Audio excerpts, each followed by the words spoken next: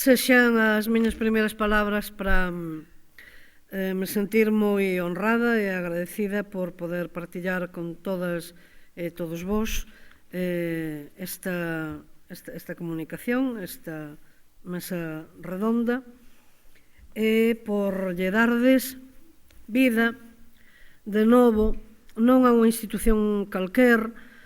da nosa vida social e colectiva, senón a institución con mayúsculas, a primaria que nos define e identifica como é a lingua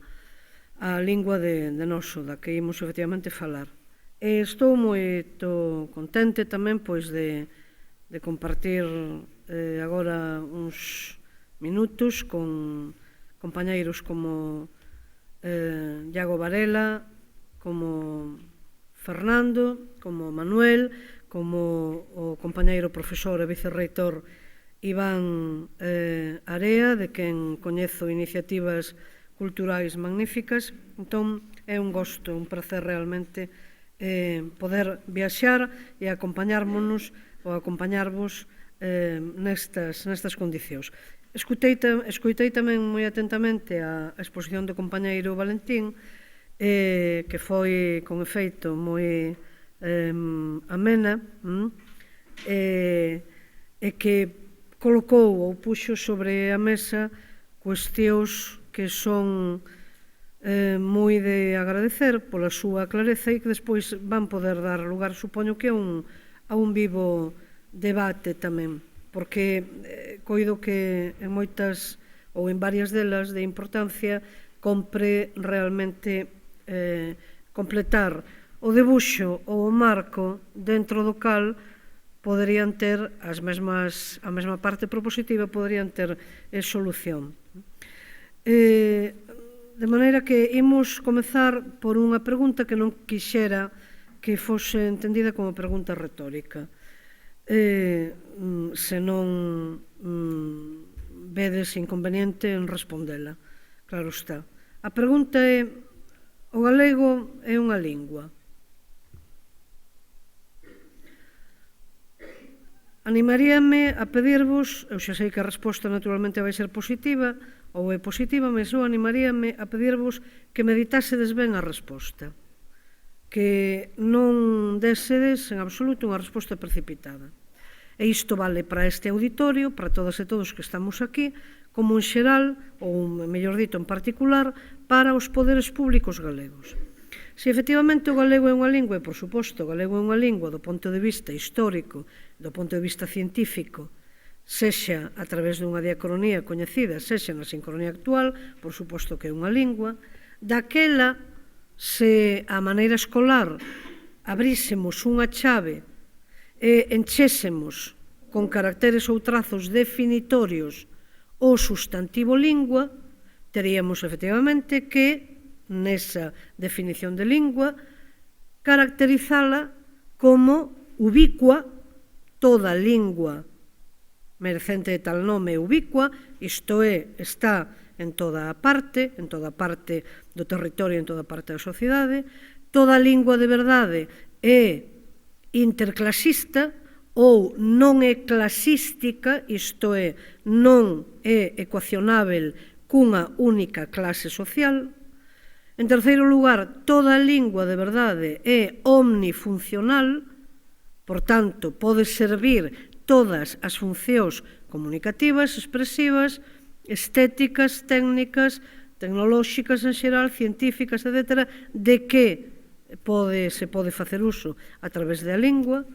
Toda lingua de verdade é, entre aspas, acordeónica, isto é, adaptável á cobertura destas novas necesidades que acabo de enunciar. E, en fin, toda lingua de verdade tamén é autosuficiente. Querse dicer que ten dentro dela elementos de reprodución ou de creación de novo vocabulario para se adaptar a esas necesidades que indiquei. Se o galego é unha lingua, e estamos naturalmente, como non, de acordo en que o sexa, se o galego é unha lingua, é lóxico que aspiremos a través dun proceso gradual de normalización a que desfrute de todas estas características que dan sentido, que enchen o substantivo lingua. Nen outra cousa é o proceso de normalización. É lóxico, por tanto, que non só nós, senón toda a legislación lingüística, tanto europea como estatal, como autonómica, ou caisquer textos xurídicos que se referen ao galego como lingua, non, a diferenza de outros de antano ou de outras épocas, como dialecto ou como linguaxe bárbara ou calquer dos disfemismos que podemos coñecer a través da historia, senón como lingua, pois digo que, entón, é totalmente lóxico que interpelemos a estes poderes públicos, ao Poder Xudicial en particular e a todas as institucións, se decidiren por pedras no camiño deste exercicio de normalización. Este exercicio de normalización é procesual porque procesual foi a erradicación e a desnormalización do galego. Non foi instantánea, non foi un meteorito ou calquer continxencia ou calquer accidente cósmico que nos desbaratase, senón que foi un proceso con inflexións negativizadas, que naturalmente comentaremos tamén, moi agresivas ao longo da historia, mais con un proceso cunha dinámica, como digo, paulatina, por tanto, ao longo do tempo. Se falamos en normalización, daquela calquer elemento público, universitario, académico, político, xudicial, legal, etc., que fale en normalización, ten de saber, en exercicio de honestidade intelectual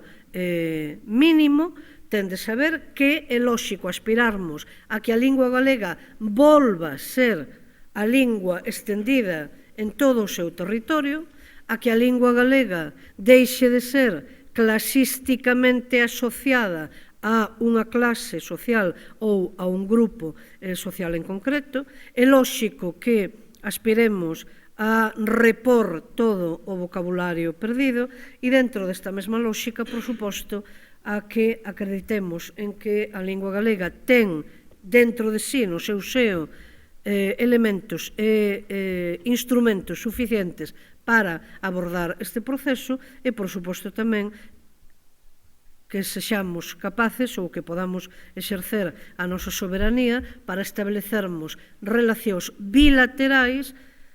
a respeito das outras variantes do sistema, por tanto, do portugués europeo e do portugués extraeuropeo, a nosa conveniencia, por suposto, e a nosa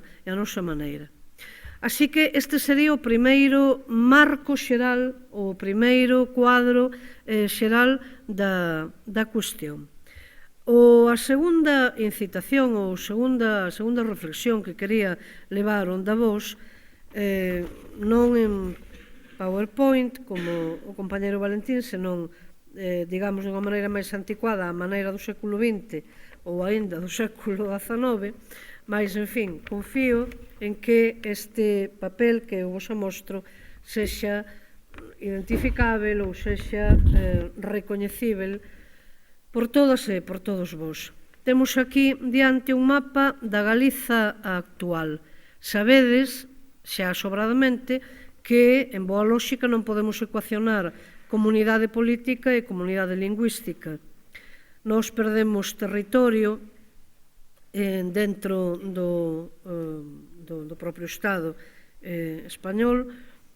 a partir de 1833,